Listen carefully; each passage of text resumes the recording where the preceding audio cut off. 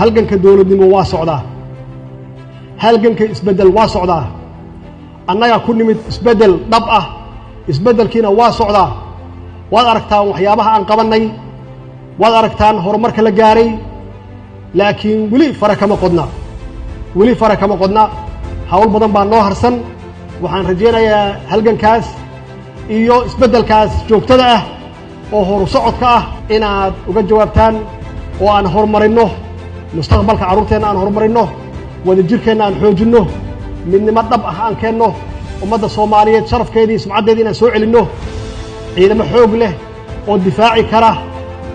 maxaan ku raahdaa ummadda Soomaaliyeed aan helno annagu dhexdeena nabad aan ku wada noolaano dawladaha dariskana aan nabad ku wada noolaano khayraadkeena aan u tagno oo aan maxaan ku